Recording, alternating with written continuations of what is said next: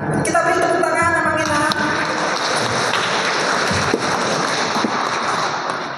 Baik, terima kasih Tito. Horas, senang sekali bisa berada di tengah-tengah Bapak Ibu. Terima kasih kepada panitia Ketua Leo serta seluruh panitia yang cukup banyak, ada 80 orang, telah mengundang saya. Saya Rocky Pasaribu, saat ini sebagai Direktur KSPPM. Jadi sehari-hari kebanyakan di Toba. Baru kemarin berangkat ke sini karena undangan yang cukup terhormat ini. KSPPM itu sebuah organisasi masyarakat sipil, Bapak Ibu, sudah 40 tahun, sejak 84 berkantor di Parapat, tapi ada juga di Persea, ada di Sorong-Sorong, dan di Samosir. Jadi tugasnya selama ini mendampingi masyarakat petani, masyarakat adat, khususnya yang terdampak oleh salah satu perusahaan yang akan kita bahas di siang hari ini, untuk Bapak Bestari. Nah, saya menyiapkan sedikit slide, setidaknya ini akan menjelaskan 4 hal. Pertama, secara ringkas nanti slide ini akan menjelaskan rekam jejak perusahaan ini sejak bernama PT Inti Indoraya Utama. Kemudian di bagian kedua sedikit dia akan menjelaskan tentang dampak yang ditimbulkan perusahaan ini sejak 83 sampai 2025. Kita cukup banyak data karena sehari-hari berada di lokasi. Nah, yang ketiga, sekilas juga nanti kita akan menyampaikan siapa sih penerima manfaat perusahaan ini, seperti yang mereka gempor-gemporkan misalkan melalui media sosial, ada puluhan ribu hari ini yang akan kehilangan pekerjaan kalau perusahaan ini hadir. Di slide ini nanti akan coba kita lihat. Dan yang terakhir, karena diminta secara khusus oleh panitia, ketua panitia, solusi apa yang paling tepat di kawasan Danau Toba jika perusahaan ini tutup. Perspektifnya mungkin nanti kita ambil dari aspek ekonomi. Dan itu sudah menjadi kesepakatan kita tanggal 14 Juli yang lalu. Sebelum saya sampaikan, Bapak Ibu, 14 Juli yang lalu ada momentum sejarah yang berulang setelah 22 tahun. 22 tahun yang lalu, 2003 tepatnya, ada 10 gereja yang menandatangani penolakan reoperasional perusahaan ini. Dan setelah 22 tahun kemudian, tepatnya 14 Juli yang lalu, ada 13 pimpinan gereja juga bersepakat menghentikan operasional perusahaan ini. Saya pikir itu patut kita berikan apresiasi untuk semua pimpinan gereja dengan tepuk tangan.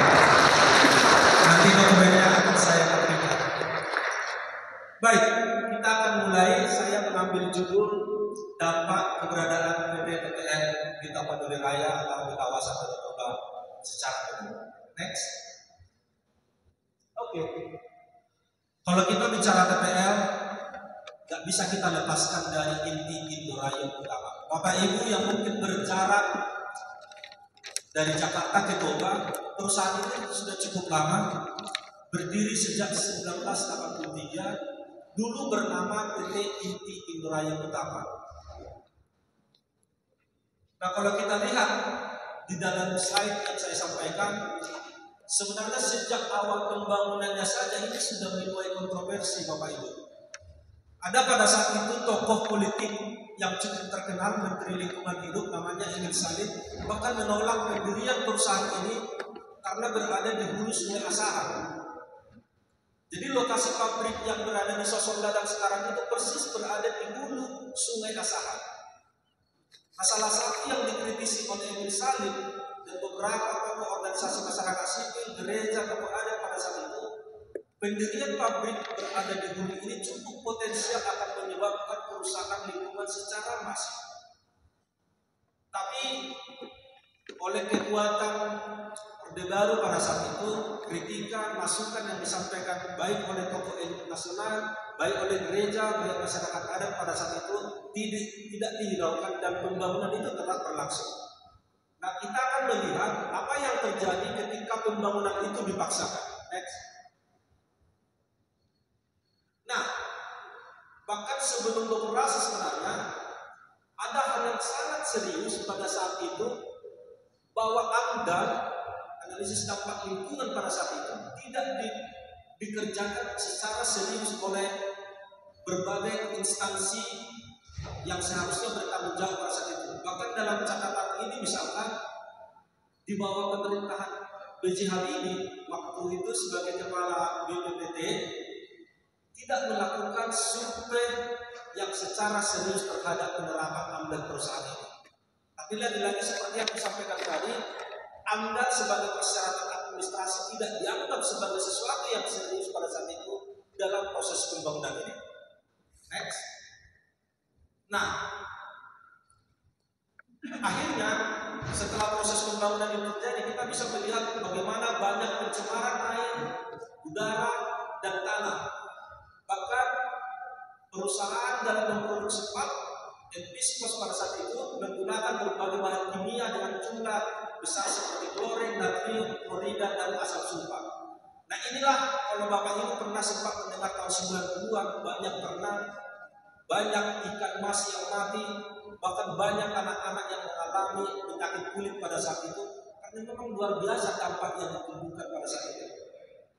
Dan inilah yang mengakumulasi kemarahan rakyat Toba pada saat itu sehingga tahun 98 terjadi gelombang protes yang cukup besar di sekitar Sirait Turun, jalan menuju pabrik, sampai puluhan ribu orang berbulan-bulan melakukan demonstrasi. Dan akhirnya di tahun 99 ketika masa reformasi juga pada saat itu B.J. Habibie merekomendasikan agar perusahaan ini segera dihentikan. Jadi pernah suatu saat kita memiliki kemenangan yang cukup penting bersejarah, perusahaan ini berhenti beroperasi. Tapi oleh pendekatan-pendekatan yang sangat luar biasa dari pemilik perusahaan, kemudian tahun 2003 perusahaan ini dibuka kembali dengan paradigma baru. Sekaligus pergantian nama dari PT Inti Indoraya Utama menjadi PT Toba Pulp Lestari.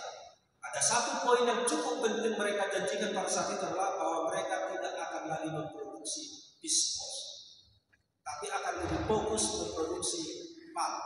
Walaupun dalam temuan kita tahun 2006 secara diam-diam perusahaan ini kembali memproduksi viskos, dan itu baru mereka akui tahun 2015 secara terbuka melalui surat resmi.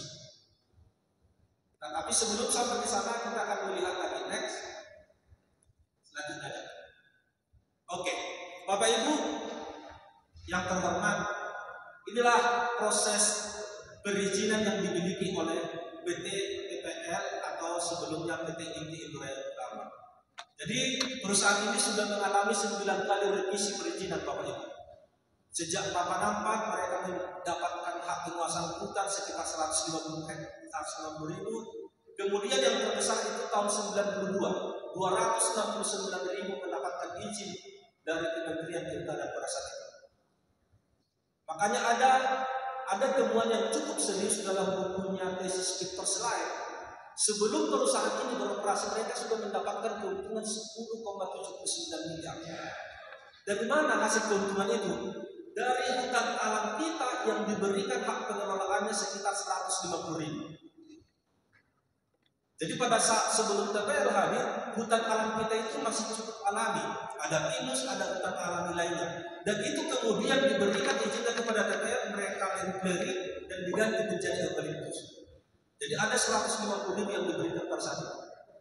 Bahkan ada bahasa yang cukup sering diperbincangkan, misalkan pabrik ini didirikan dari hutan alam kita sebenarnya. Pabrik yang berada di Sosorla dan Persei didirikan dari hutan alam kita, dan itulah yang kemudian berkembang bisnis dia sehingga membuka RAPP di Riau, salah satu perusahaan pakan besar juga di dunia. Sekarang mereka mulai ekspansi ke Kalimantan, kerajaan bisnis ini. Dan perusahaan HTI pertama sekali di Indonesia adalah Toba Pulp Lestari atau Inti Indoraya. Nah, apa yang menarik dari semua periodisasi perizinan ini selama 9 kali? Selain berganti luas, bertambah, berkurang, tapi yang kita temukan dari hasil analisis kita adalah hampir dalam setiap periodisasi perizinan ini ditemukan ada pelanggaran hukum. Bagaimana bentuk pelanggaran hukumnya? Kita akan lihat dalam next slide-nya. Ini dia. Di perizinan terakhir tahun 2021 Bapak Ibu, kita menemukan perusahaan ini masih menyisakan 33.400 sekian hektar yang ilegal, yang seharusnya mereka tidak boleh kerjakan, yang seharusnya mereka tidak boleh beraktivitas di atas itu. Tapi sampai hari ini sebagian besar dari 33.000 ini tetap diusahakan. Kenapa yang 33.000 tidak boleh diusahakan atau ilegal? Alasannya karena 11.000 itu berada di hutan lindung. Sebenarnya ini sudah berulang kali kita sampaikan kepada Dago, Kementerian Kehutanan, tapi tidak ada keinginan yang cukup serius untuk mengusut ini. Dan pelanggaran terhadap kawasan ini dinikmati oleh perusahaan ini secara bertahun-tahun mulai 92. Jadi sebenarnya ada banyak kekayaan sumber daya alam kita di Bonapa Soviet yang mereka curi dengan ilegal. Ini baru yang terbaru setelah Undang-Undang Cipta Kerja keluar. Karena di Undang-Undang Cipta Kerja, hutan produksi dan hutan produksi terbatas itu dilebur. Kalau dulu sebelum dilebur, hampir setengah konsesi mereka ini ilegal sebenarnya. Tapi ada proses pembiaran yang sangat sistematis dari tahun ke tahun. Yang menghalang batak apa usaha dari tiap pemerintah kan? Yang mungkin ya kita tidak bisa memungkiri ada mungkin yang mendapatkan keuntungan dari pelanggaran yang mereka lakukan secara bertahun-tahun. Tapi setelah Undang-Undang Cipta Kerja keluar, ini juga TPL ini masih menyisakan aspek pelanggaran hukum. Tadi saya sampaikan di hutan lindung mereka masih menyisakan 11.000 sekian hektar, di hutan produksi konversi mereka masih menyisakan 30 hektar, dan di area penggunaan lain 22.000. Jadi apa yang kita tonton misalkan lewat media sosial, TikTok, Facebook, Instagram yang terjadi di Tangsel, itu berada di APL. Tanah yang seharusnya bisa mereka sertifikatkan, tapi tidak dibolehkan oleh DPL karena diklaim sebagai konsesi. Nah, kalau yang hutan lindung itu lebih banyak berada di sektor tele, di Humbang, Kasulitan, dan Sakosi. Maka tidak heran tahun 2023 Kedegerian Sikota mengalami bencana yang menyebabkan 1 orang meninggal. Di Semanggulang kebakaran tahun 2023 juga mengalami bencana yang menyebabkan 12 orang meninggal. Hanya 2 yang ketemu, 10 lagi sampai hari ini belum ketemu. Nah, yang paling serius adalah kalau kita lihat sebelah kanan, sebenarnya konsesi ini belum ada tata batas yang tetap. Kalau ini mau dijadikan sebenarnya argumentasi hukum kita cukup kuat. Dan itu semakin dikuatkan ketika Sorba II Siandagan yang sedang viral, seorang kakek-kakek 65 tahun yang dipenjara 2 tahun karena mengerjakan lahannya diadukan DPR, akhirnya dibebaskan oleh Pengadilan Tinggi Negeri Medan. Pertimbangan Pengadilan Tinggi Negeri Medan membebaskan Sorba II karena penetapan kawasan hutan negara di Sumatera Utara belum sah. Itu masih sifatnya penunjukan. Sehingga semua sekarang konsesi TPL itu sebenarnya masih sifatnya penunjukan, belum penetapan. Kalau kita baca Undang-Undang Kehutanan Bapak Ibu, supaya kawasan hutan negara tetap setidaknya mereka harus melalui 4 tahapan: penunjukan, penata batasan, pemetaan, baru penetapan. Di Sumatera Utara masih dalam tahap pertama, penunjukan. Dan itu yang sedang diberikan ke TPL. Sehingga kemenangan Sorga II, pembebasan Sorga II sampai tingkat kasasi MH itu sebuah jurisprudensi temuan hukum yang cukup baru tentang tata kelola kehutanan di Sumatera Utara yang cukup bobrok. Dan ini sudah berulang kali misalkan kita diskusikan dengan pakar hukum termasuk dengan Okuya Polres KBP, ini menjadi celah hukum baru bagi kita kalau ke depan kita akan mencoba memperjuangkan ini lewat litigasi. Dan yang terakhir, seperti yang bilang tadi, BATB berita acara tata batas. Jadi mestinya ketika perusahaan ini mendapatkan izin tahun 92, yang harus mereka lakukan pertama bukan melakukan penanaman, tapi melakukan tata batas supaya menghindari tumpang tindih klaim tanah adat dan klaim konsesi. Tapi itu tidak pernah benar-benar dilakukan oleh perusahaan ini, karena tidak pernah mereka berani menunjukkan berkas BATB. Dan ketika kita tanya masyarakat, belum ada satu tokoh masyarakat pun yang merasa pernah dimintai tanda tangan untuk berita acara tata batas. Nah, poin yang mau aku sampaikan dari sini adalah perusahaan ini selalu menggembor-gemborkan kami berjalan, praktek bisnis kami selalu berjalan di atas hukum. Tapi ternyata tidak. Mereka tidak berjalan di atas banyak aspek pelanggaran hukum yang mereka lakukan. Belum lagi nanti kita bicara dari perspektif undang-undang lingkungan hidup yang seharusnya anak sungai tidak boleh diganggu. Sungai besar tidak boleh diganggu. Kita akan lihat faktanya berapa sungai kita sekarang yang terancam bahkan sudah rusak. Next. Nah, ini hasil analisis kita Bapak Ibu. Jadi sejak 92 sejak perusahaan ini mendapatkan izin, ada 63.000 hutan alam kita yang sekarang telah berubah fungsi menjadi monokultur. Sejak 92 kita menghitung 63.000 hutan alam kita telah habis sekarang. Mulai dari Parapat, Toba, Samosir, Humbang, dan Tapa. Karena kebanyakan konsesi mereka itu berada di 5 kabupaten. Walaupun faktanya berada di 11 kabupaten, tapi paling besar 80% itu berada di 5 kabupaten. 63.000 itu sudah mengalami perubahan. Jadi jangan heran kalau kita setiap musim hujan di Danau Toba akan longsor lagi parah, akan jadi lagi bencana di Sepakuta, akan terjadi bencana di Samosir. Karena memang faktanya begini sekarang. Dan kita tidak bisa membayangkan kalau pertambahan ini akan terus dilakukan oleh perusahaan ini. Dan setelah kita konversi, siapa yang menyebabkan perubahan tutupan hutan di kawasan Danau Toba? Kita hitung tumbuhan eukaliptus sekarang ada 76.000 Bapak Ibu. Artinya sangat terkonfirmasi pembukaan hutan alam kita sejak 92 sampai hari ini itu berubah menjadi eukaliptus. 63.000 hutan alam kita dibuka, eukaliptus sekarang ada 76.000. Artinya sisa dari eukaliptus yang sisa eukaliptus yang dari hutan alam, semua hutan alam menjadi eukaliptus, sisanya itu dari perladangan yang bukan hutan sebelumnya. Inilah kondisi kita sekarang di kawasan Danau Toba. Jadi kelihatannya aja kalau Bapak Ibu pulang ke Bonapasogit, melintas dari Medan, Parapat, Beringin, kiri kanan, kelihatan masih ada kayu kan? Di atas masih ada kayu. Tapi masuk aja kita 100 meter, tidak ada. Penampakannya sudah seperti ini, bahkan ada yang lebih parah sebenarnya. Next. Nah ini hanya pendokumentasian yang kita lakukan. Kebetulan saat ini yang konsep untuk melakukan pendampingan terhadap korban perusahaan ini ada KSPTN, lembaga kami. Kemudian ada satu lagi aliansi masyarakat adat Nusantara.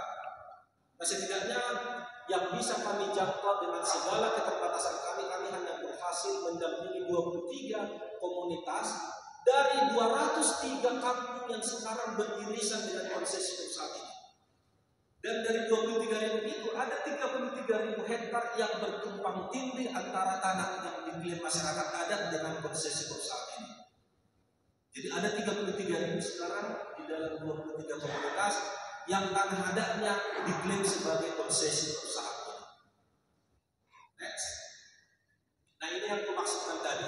Dari selain aspek hukum, selain perubahan tutupan alam.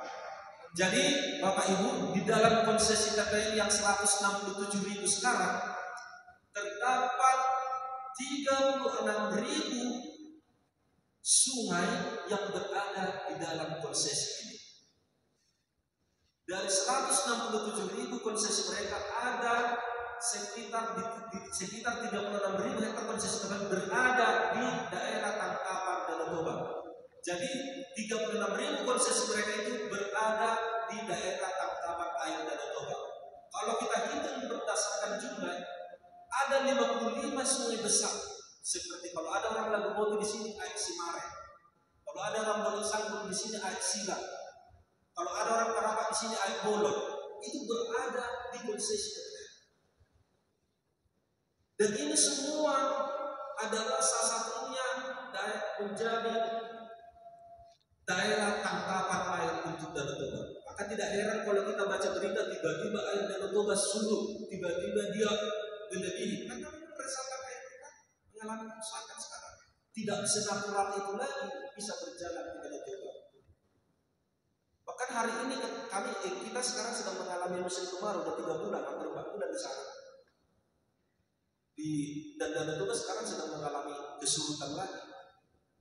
Masih hanya 3 bulan sudah terlihat dampaknya secara masif. Dan ada 3.000-an anak sungai kita sekarang mengalami kerusakan. Bapak Ibu, sekilas nanti kalau pulang misalkan sebelum merapat lewat aja lewat pintu lewat palang, jangan lewat Pakataban, lewat dari palang, kan itu sudah konsesi TPL. Masuk aja sekitar 50 meter, semua anak sungai itu sekarang sudah diratakan dan ditanam galibus di atasnya. Kalau kita baca undang-undang lingkungan itu sebenarnya nggak boleh, anak sungai itu setidaknya 100 meter atau 50 meter sampai 100 meter baru boleh ditanam eukaliptus. Tapi itu tidak berlaku terhadap perusahaan. Next. Nah, ini yang saya maksudkan tadi dari catatan yang dilakukan oleh KSKM bersama koalisi. Setidaknya Bapak Ibu ada 12 bencana ekologi sejak tahun 80-an sampai tahun 2025 terjadi di kawasan Toba. Mulai dari Gunung Tsunami yang menyebabkan 39 orang meninggal, dan yang terakhir kemarin di Marapat ketika bulan Maret kalau tidak salah, Beluga yang menyebabkan Marapat menjadi banjir semuanya, menyebabkan ke bawah dari atas. Jadi ada 12 bencana ekologis yang punya irisan terhadap keberadaan perusahaan ini. Ada minum enggak? Ada minum enggak? Oh, sebentar lagi.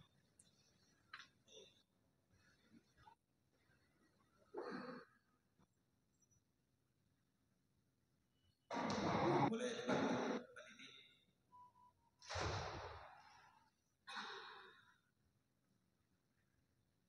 Nah, ini kami data ini sebenarnya ingin menunjukkan bahwa perusahaan ini juga sangat masif melakukan pelanggaran hak asasi manusia, baik terhadap masyarakat adat, baik terhadap petani di kawasan Danau Toba. Nah, data ini kami ambil mulai sejak 87. Ini dari beberapa buku yang kita ambil dan hasil catatan lapangan dari KSKM bersama koalisi.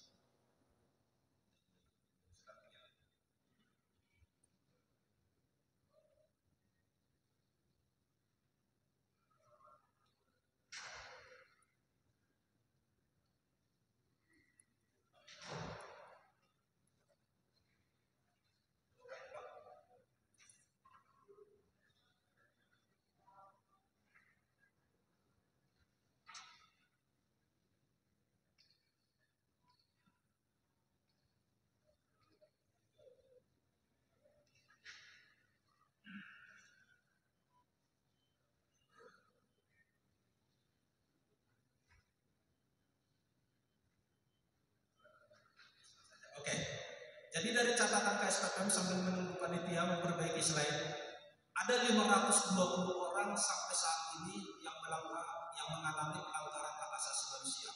Itu dibagi dalam beberapa tipologi. Satu, ada yang dikriminalisasi sampai dipenjara seperti yang dialami oleh Pak Sorbatua. Kemudian ada sekitar 208 orang yang mengalami kekerasan fisik tanpa ada penanganan hukum secara serius. Ada 2 orang yang meninggal tahun 98 karena aksi penolakan di Persea, dan ada 32 orang yang meninggal dunia akibat bencana ekologis. Jadi kehadiran perusahaan yang kami sampaikan tadi bukan hanya menyebabkan hutan kita mengalami kerusakan, pertanian kita mengalami kegagalan, tapi turut juga menyebabkan banyak masyarakat adat, petani, mahasiswa yang juga mendapatkan pelanggaran hak asasi manusia yang cukup serius. Dan ini sudah berlangsung sejak 3 dekade terakhir. Nah, kita nggak bisa membayangkan kalau terus aktivitas ini berjalan sampai beberapa tahun kemudian, maka tindakan-tindakan yang serupa akan terus terjadi. Dan saat ini masih banyak masyarakat adat juga yang masih belum selesai kasusnya di kepolisian karena dilaporkan oleh perusahaan ini. Jadi salah satu trik perusahaan ini yang paling polanya adalah selalu mengintimidasi masyarakat, kemudian kalau sudah tidak bisa lagi diintimidasi, dilaporkan ke polisi, dan biasanya itu akan sampai ke persidangan dan mendapatkan hukuman di penjara.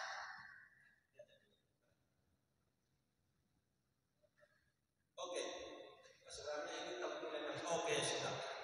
Ini tampilan yang cukup menarik. Di media sosial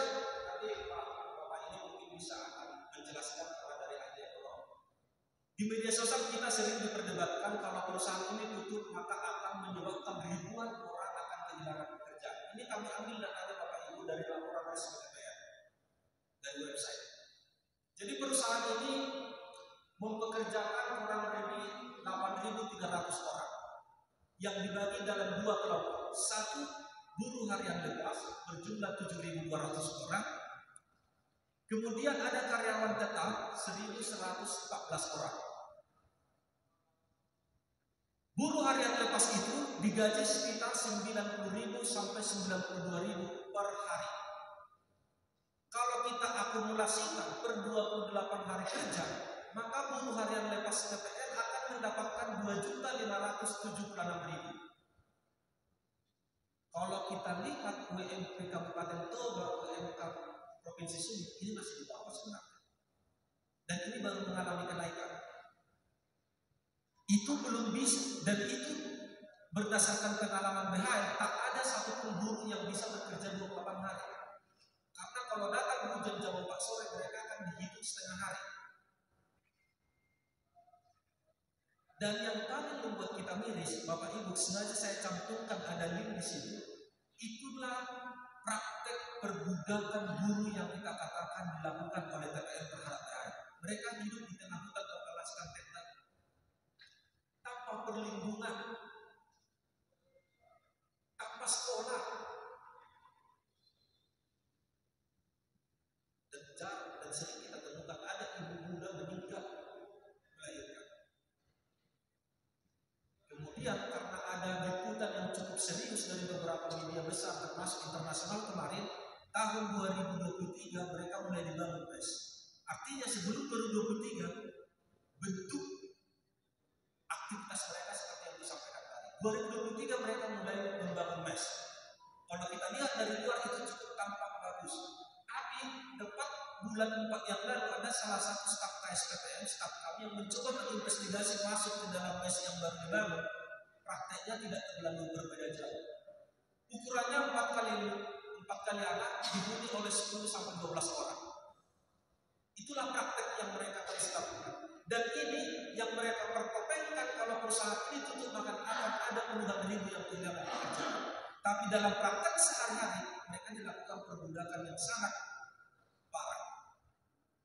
Itu makanya tanggal 10 Juli yang lalu beberapa serikat buruh nasional mengatakan prihatin dan bahkan bersuara untuk mengatakan perusahaan ini segera tutup karena terlalu banyak melakukan pelanggaran dari berbagai aspek. Next. Nah, Bapak Ibu, anggaplah 10.000 karyawan mereka, walaupun tadi setelah kita hitung hanya 8.400. Anggaplah karyawan itu ada 10.000 mengikuti logika mereka di media sosial. Kemudian mendapatkan konsesi 167.000. Kami beranggapan ini bukan perusahaan yang sangat bermanfaat karena hanya bisa mempekerjakan 10.000 orang dengan luas 167.000.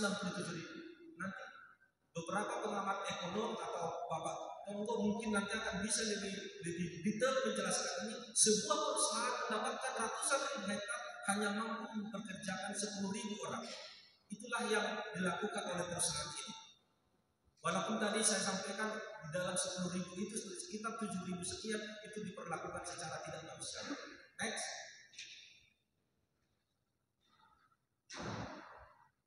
Ini dari laporan keuangan tahun 2024. Di laporan keuangan mereka 2 tahun terakhir perusahaan ini mengalami kerugian.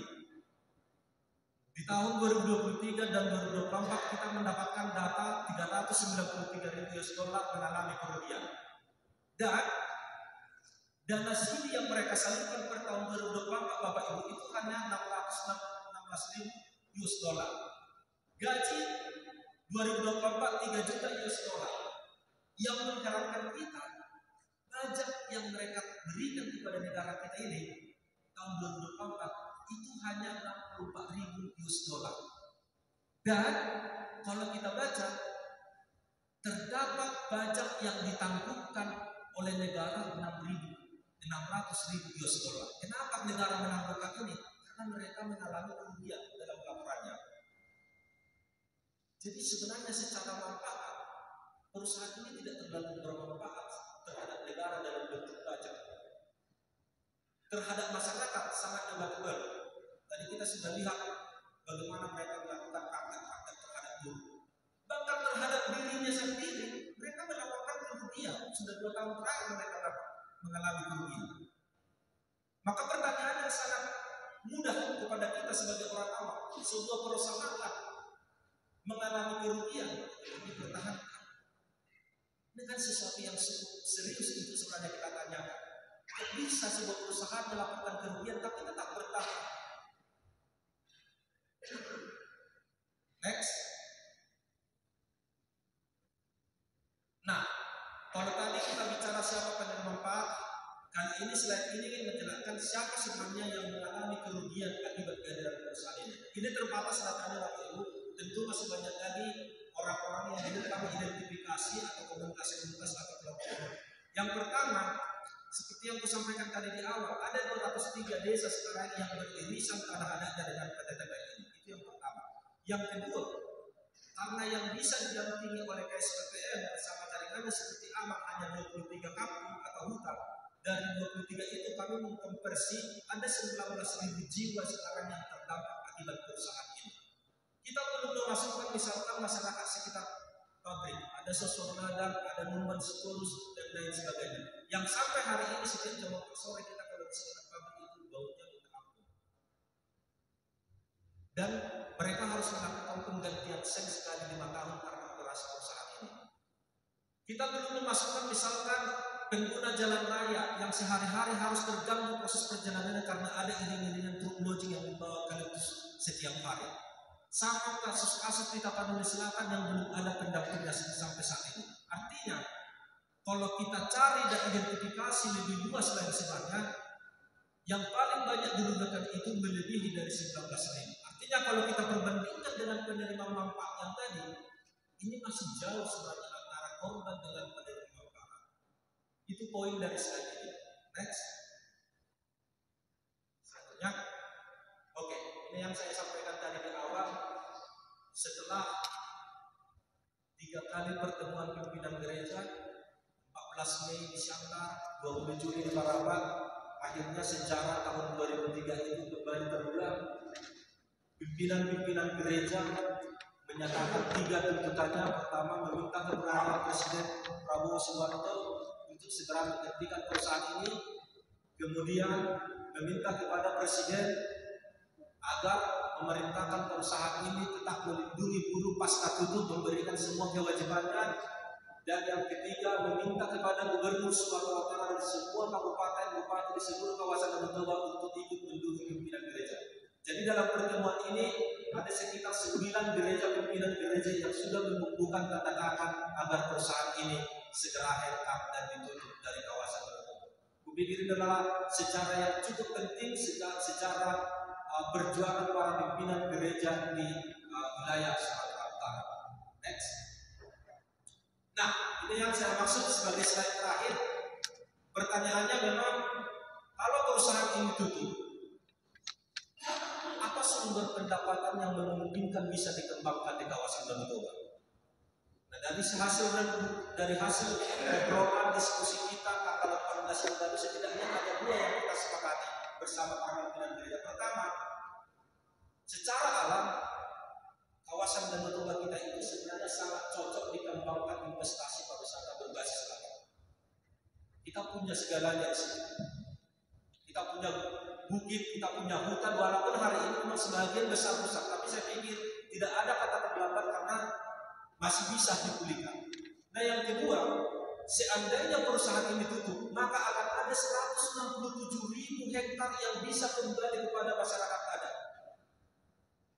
Dan skema itu bisa dikerjasamakan dengan para buruh yang bukan orang Batak Toba misalkan, yang sebagian besar berasal dari dia. Dan itu sudah mulai berlangsung sekarang. Dan kemarin Polri sangat tegas misalnya mengatakan, kalau misalkan anggap 10.000 karyawan TPL diberikan 2 hektar per kakak sama buruh, masih ada 40.000 sekian atau 40.000 sekian dari sekarang yang sudah dikelola TPL yang masih bisa dihutan-lindungkan.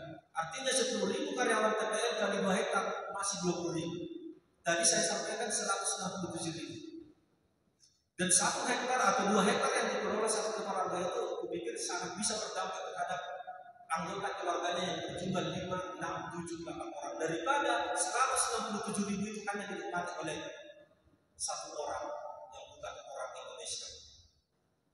Jadi setidaknya dari hasil diskusi kita bersama pimpinan gereja pada tanggal 14 yang lalu, ada 2 solusi, ada 2 alternatif sumber pendapatan ekonomi di kawasan Danau Toba di kemudian hari yang memungkinkan bisa kita kembangkan setelah perusahaan ini ditutup. Walaupun ini masih bisa sangat berkembang, karena ini tentunya tidak mewakili seluruhnya, ini masih hanya sebatas yang kita diskusikan tanggal 14 lalu. Kupikir itu next. Ini terakhir. Terima kasih Bapak Ibu. Semoga informasi ini cukup menambah perspektif kita, informasi kita tentang keberadaan perusahaan ini. Selanjutnya saya berikan kepada panitia. Horas.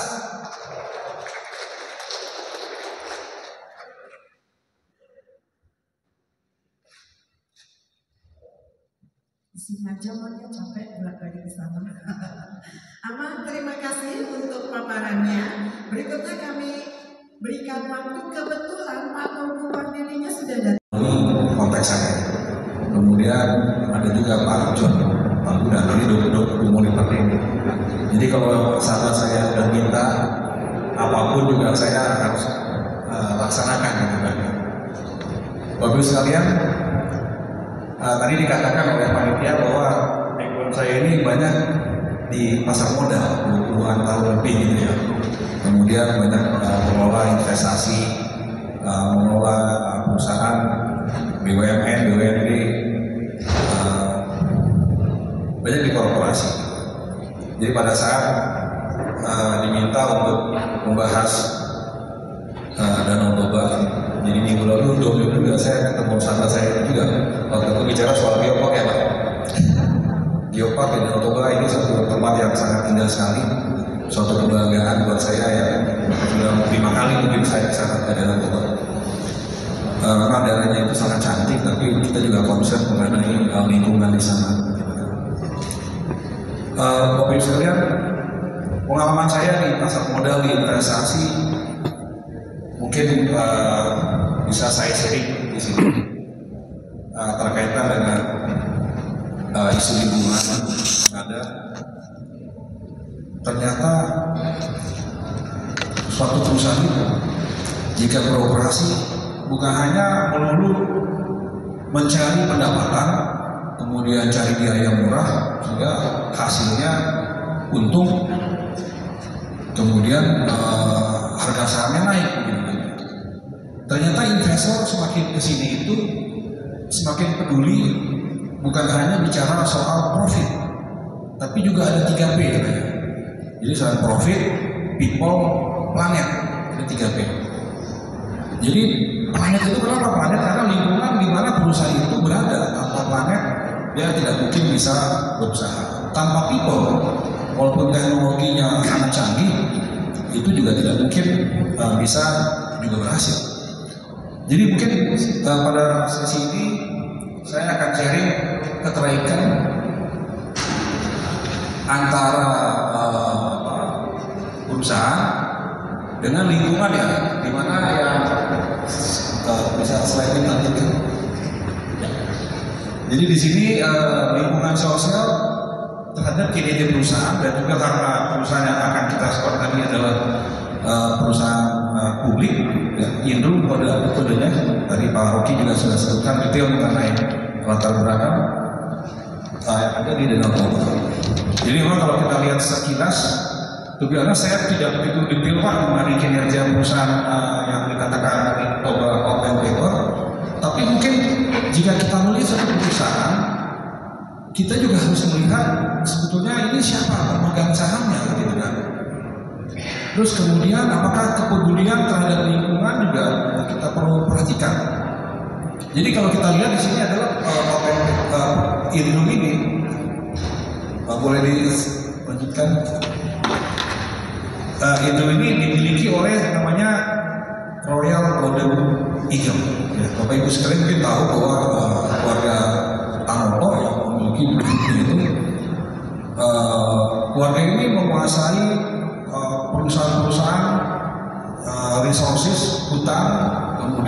Indonesia, di China, dan juga di Brasil. Di Indonesia itu di bawah naungan grupnya namanya April. Sahamnya tidak dicatat di Bursa Efek Indonesia, tapi di Singapura. April, kemudian di bawahnya ada Indo ini. Nah, objektif dari materi yang akan kami sampaikan ini adalah keterkaitan antara lingkungan dan juga kinerja satu perusahaan dan dampak signifikasinya. Jadi ada tadi Pak Rocky sudah menjelaskan mengenai Indo, konteks dan narkoba, isu lingkungan, kemudian juga keuangan, kepemilikan juga harus kita lihat.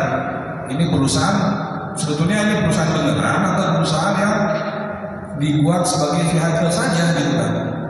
Karena kalau kita lihat di sini grupnya itu biasanya kalau kita lihat perusahaan di Indonesia atau di luar negeri itu holding, punya anak perusahaan, punya cucu, punya cicit, ternyata sengaja nih cicitnya itu dibikin rugi gitu kan? Tadi Pak Rocky bilang ya rugi karena apa? 100% penjualannya itu ke induknya gitu kan? Kenapa demikian? Bisa saja induknya dicatatkannya di negara yang pajaknya rendah. Di Indonesia mungkin dianggapnya pajaknya tinggi atau mungkin masalahnya sengaja dibikin rugi, tapi untung di atas. Nah itu juga harus kita telah lebih jauh. Jadi kalau kita lihat 100% dari itu penjualannya apa? Bukan yang ke pabrik yang siapa-siapa, tapi memang itu adalah produk yang afiliasinya ada. Kemudian ada hubungan interkoneksi antara ESG, environment, governance, and social gitu ya. Social government, dan ada beberapa rekomendasi yang bisa disampaikan nanti. Berikutnya, tadi sudah dijelaskan oleh Pak Rocky lokasinya secara singkat bahwa ini salah satu perusahaan tertua di Bursa Efek Indonesia itu dicatatkan tahun 1990. Berikutnya, tadi sudah dijelaskan lokasinya oleh Pak Rocky. Mungkin berikutnya, ya. Jadi kalau kita lihat memang tadi Pak Rocky sudah dijelaskan apa? Ternyata tutupan hutan yang ada di sekitar Danau Toba itu dibandingkan tahun 2000 hingga 2023 turunnya cukup signifikan dari 10.000 hektar menjadi 3.400 ya. Kemudian juga kualitas air yang tadinya tahun 96 itu baik sangat buruk sekarang Pak. Tapi memang di situ juga katanya ada juga keramba-keramba pun ya yang mengurangi juga kualitas Danau Toba. Berikutnya, nah ini kalau kita lihat tadi Pak Rocky sudah jelaskan potret dari permasalahan-permasalahan ada kemudian juga kriminalisasi bahkan serta juga ini pembanding ketimpangan hukum yang tadi Pak Rocky sudah jelaskan dengan detail bahkan dari tahun 1992 sampai dengan 2024 dan 2024 pun masih berlanjut. Nah, kami melihat gitu ya, kalau cara berpikir investor itu bukan hanya melihat laporan keuangan, ya, untung rugi. Sebagai praktisi restructuring perusahaan 2 tahun operasional negatif itu harus di restructure perusahaan itu kan, something wrong. Oke, berikutnya ini ada debt to equity ratio, utangnya semakin tinggi rasionya, kemudian return on investment yang negatif, book value-nya mungkin ada bagian bapak yang paham mengenai book value gitu kan per share. Ada mengatakan bahwa semakin kecil book value itu semakin bagus. Kalau kita lihat kalau paling kanan yang hijau itu 0,36. Bagi investor modal mungkin ini murah, di bawah 1 murah. Tapi mungkin kalau kita lihat di lingkungan ya permasalahan yang ada di POI itu 0,3 itu artinya apa? Ini beresiko. Beresikonya karena mereka melihat bahwa ada resiko tinggi, sahamnya nggak naik-naik, gitu, ada yang mau beli, sehingga price to book value-nya turun. Oke, berikutnya. Nah ini harga saham juga kalau kita lihat, kelihatannya memang harga saham berfluktuasi, pernah tertinggi di atas 1.000, sekarang sekitar 500. Bahkan 2-3 hari yang lalu ada istilahnya tender offer di harga 593. Apa artinya tender offer? Jadi ternyata Royal Gold Eagle itu rencana akan menjual, katanya kan, menjual 92% Nah, pada saat menjual 90%, artinya pemegang saham pengendalinya ini berubah. Peraturan OJK mengatakan jika ada perubahan pengendali itu harus dilakukan tender offer. Jadi tawarkan lagi siapa yang mau beli gitu kan, dengan harga tadi Rp593. Permasalahan perubahan pemegang saham itu bisa menjadi isu atau enggak. Nah, kita harus melihat juga bahwa tadi Pak Moki menjelaskan ini perusahaan banyak merusak lingkungan gitu kan. Pemegang sahamnya dari Pinnacle menjadi Allied perusahaan Hong Kong. Mungkin investor ini akan lihat ini siapa lagi gitu kan ya. Ini perusahaan mampu nggak nih mengelola hutan atau mengelola operasionalnya, karena Allied ini kalau di track record kita lihat background perusahaannya itu bukan perusahaan pengelola hutan gitu kan. Mampu nggak jangan nanti hutannya perusahaan lagi dikelola oleh pemegang saham baru, atau mungkin ini pemegang di belakangnya pemegang sama yang dulu lagi, hanya perubahan nama aja gitu kan ya, strategi tukar-tukaran nama gitu. Nah itu juga bisa kita lihat, dan juga harga saham bisa gonjang-ganjing, tapi sebagai investor yang perlu dilihat juga adalah volume transaksinya yang paling bawah itu, bar chartnya. Jadi kalau misalkan harga saham naik turun tapi nggak ada yang jual beli sedikit, artinya ini harga saham berarti digoreng-goreng atau dipermainkan gitu. Oke, berikutnya. Nah, jadi kalau kita tadi ada pemegang saham ini, kita lihat publik ini, walaupun ini perusahaan publik, ternyata pemegang saham publiknya hanya 7%, kecil sekali. Nah, kalau publiknya kecil, artinya pengendalinya 92% itu dia keep nggak akan kemana-mana. Jadi kita bayangkan bahwa volume transaksinya akan dipegang oleh pengendali. Kapanpun dia mau jual beli di pergerakan pengendalinya besar sekali. Biasanya perusahaan yang bagus adalah perusahaan yang jumlah pemegang sahamnya itu banyak, gitu kan? Sehingga merata pengendalinya tidak banyak berpengaruh. Kedua adalah pemiliknya banyak yang dimiliki oleh institusi-institusi, apalagi institusinya dari luar negeri, itu yang besar bagus. Tapi kalau kita lihat sini, kalau kelembagaan kecil. Kemudian tadi ada Pinnacle Company pemegang sahamnya itu terafiliasi dengan Royal Golden Eagle, tapi akan berubah menjadi Allied Investment Company asing, dia non industri di perhutanan. Ya, jadi ini pencatatannya kita lihat bahwa ini saham publik tapi volume perdagangan rendah, komposisi sahamnya juga kecil sekali untuk publik. Berikutnya, jadi kalau kita lihat di sini ada hubungan antara environment, social, government, ESG. Mungkin sekarang di mata kuliah sekolah itu udah mulai banyak yang mengenai konsep ESG, pengaruhnya terhadap kinerja perusahaan. Karena faktor ESG itu mempengaruhi risiko dari operasional perusahaan. Nanti misalnya kalau kita lihat di konsepnya itu, environment mempengaruhi apa? Tadi hutan, esensi segala macam. Sosial, konflik agraria, governance mungkin reputasi dan peraturan. Sehingga ujung-ujungnya dibilang perusahaan ini tidak comply dengan ESG-nya akan mempengaruhi kinerja, dan secara investasi sahamnya susah akan naik. Berikutnya, ini ada beberapa. Nah, ini contoh bahwa jadi ESG itu bukan hanya mengenai reputasi, tapi perusahaan itu bicara soal ESG artinya risiko, reputasi, dan nilainya tiga-tiganya ini mempengaruhi perusahaan. Oke, kita harus lihat rekam jejaknya, kemudian tanggung jawab terhadap regulator ini seperti apa. Jadi kalau kita lihat bahwa regulator juga harus melihat bahwa jangan sampai perusahaan-perusahaan yang jelek-jelek itu juga bisa dapat diperiksa dengan semena-mena tanpa adanya surveillance yang jelas. Investor institusi pasti akan melihat itu. Kalau misalkan tidak tertarik, mereka tidak beli, sehingga mungkin pergerakan saham itu juga kurang bagus. Nah, regulator di mana diperlukan penerapan ESG yang kuat bagi perusahaan publik maupun non publik.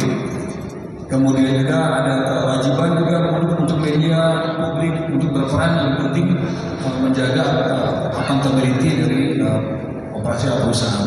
Jadi ini hubungan antara lingkungan, reputasi, kemudian ESG, pada akhirnya kinerja keuangan dan juga pendanaan yang akan susah didapat nanti kalau misalkan dia punya uang, bank juga tidak akan banyak membantu perusahaan yang rusak lingkungan.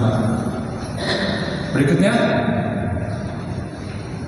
ini ada contoh lain Pak. Jadi Indro itu bukan satu masalah di Indonesia saja yang rusak lingkungan. Kita sudah lihat bahwa di dunia ini juga ada namanya British Petroleum pernah permasalahan lingkungan, kebocoran minyak di Teluk Meksiko. Ini harga sahamnya jatuh, kemudian didenda oleh otoritas pasar modal di sana sebesar 65 miliar US dollar, besar sekali, gitu kan? Kemudian juga ada di Indonesia ada sumur Lapindo, rugi besar Rp3, sehingga secara nasional juga reputasi pemegang sahamnya juga terdampak. Kemudian ada juga ini Vale, perusahaan Brasil, harga sahamnya juga anjlok hingga 20%. Karena di sini bagaimana yang bermasalah gitu. Jadi kita lihat bahwa dampak lingkungan terhadap kinerja dan pergerakan harga saham sangat berat sekali. Baik, mungkin ini terakhir. Jadi kalau kita boleh rekomendasi untuk Indro ini, ya kita harus independensinya harus ditingkatkan. Kemudian dialog terbuka dengan komunitas, jangan hanya omong-omong kalau kata presiden itu kan ini harus betul diterapkan. Investor, regulator juga harus mengevaluasi lebih ketat lagi mengenai konsep ESG, kemudian mekanisme sanksinya pun juga diperlukan, bukan hanya tadi di lapangan yang tadi Pak Rocky jelaskan, tapi juga laporan-laporan ESG yang ada di pembukuan ini betul tidak diauditnya.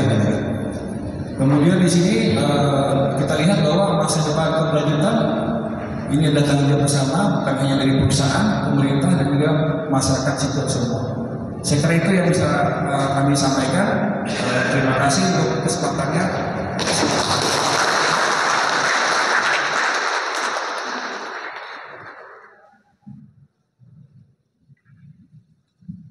Terima kasih kepada Pak Adrian Rusmana.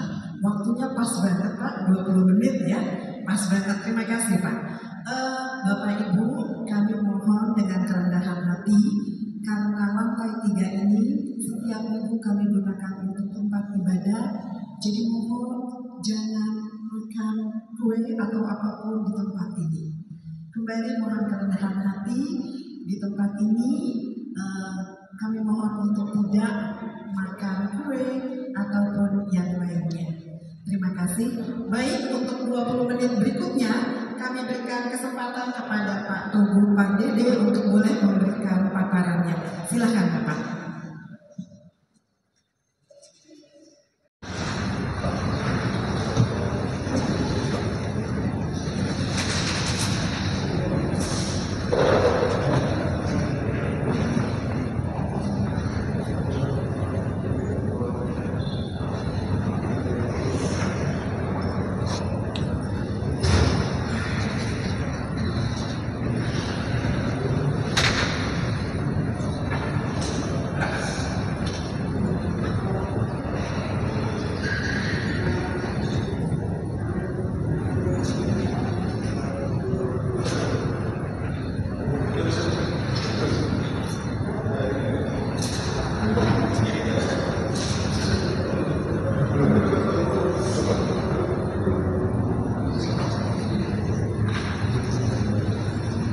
TC UGGP, nah itu Toba Caldera UNESCO Global Geopark.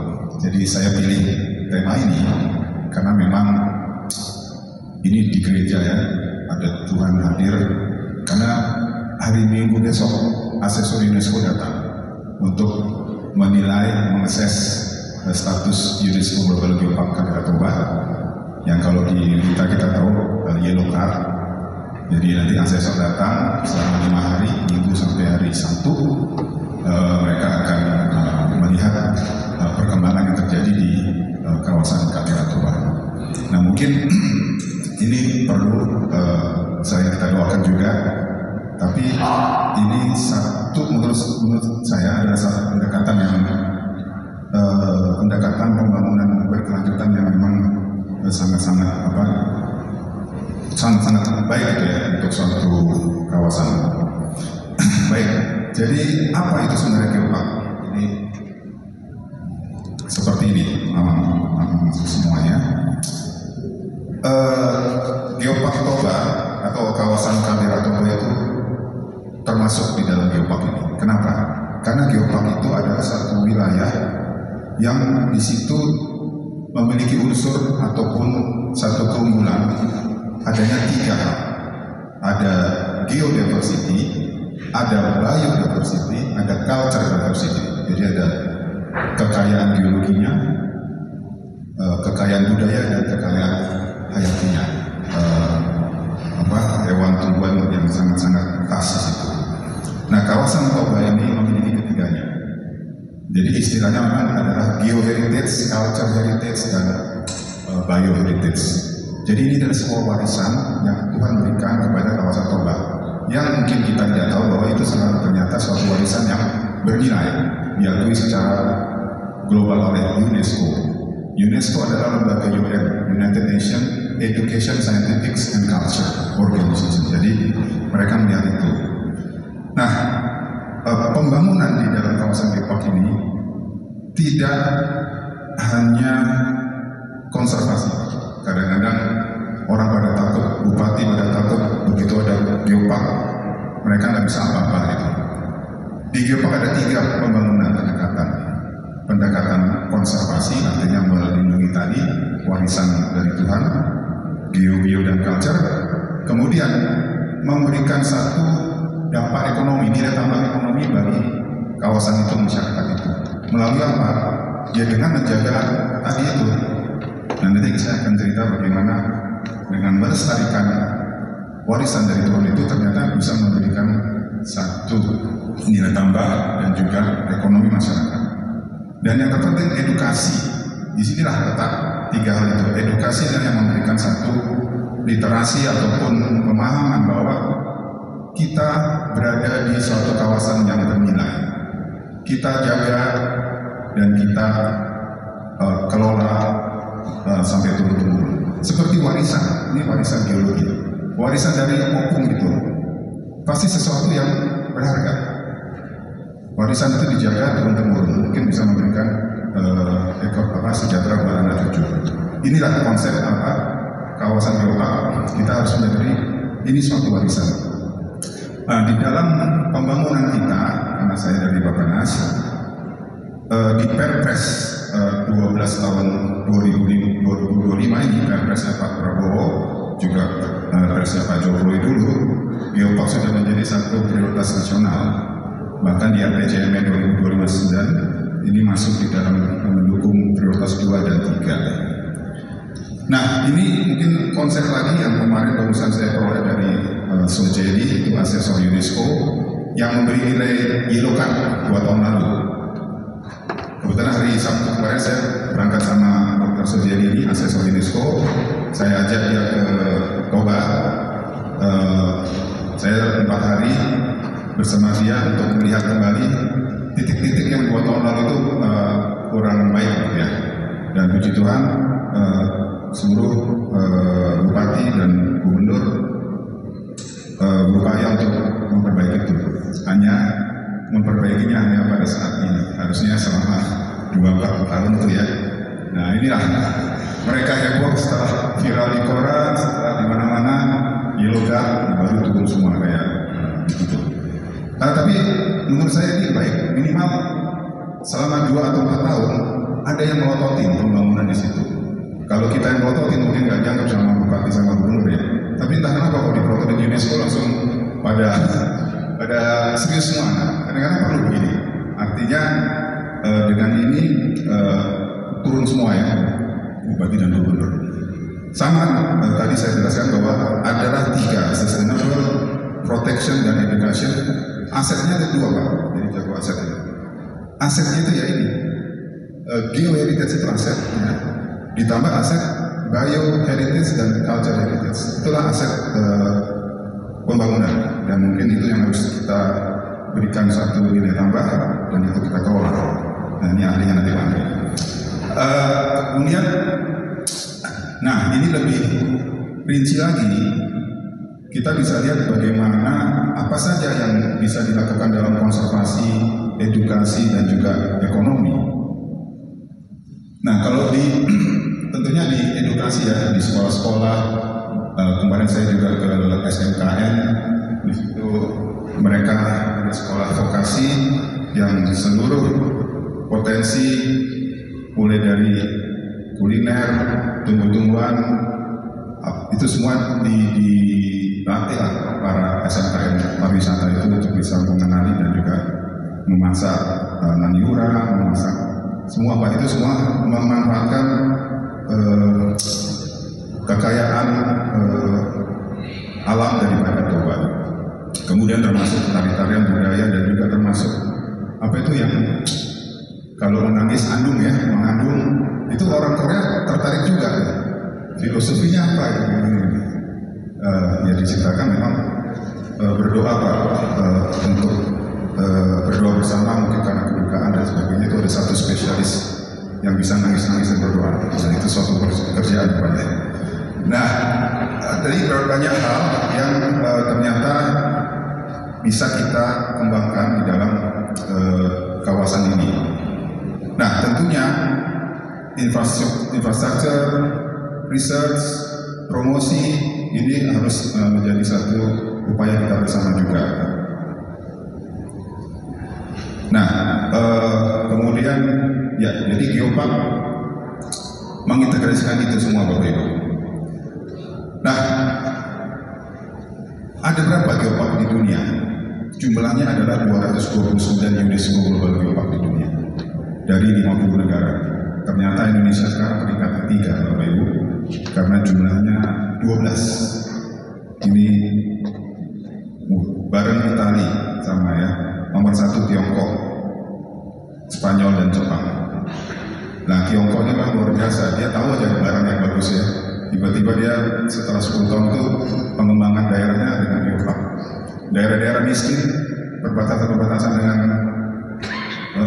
Vietnam ataupun dengan utara itu yang miskin-miskin dia kembangkan geopark.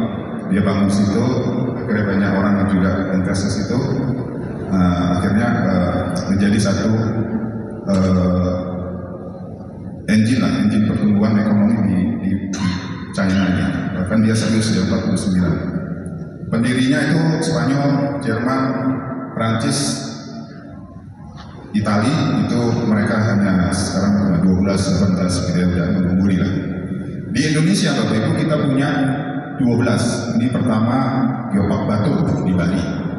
Itu Geopark Sulung. Lalu ada Geopark Gunung Sewu itu di Jogja. Ini menarik, Gunung Sewu ada di 3 provinsi, 3 kabupaten.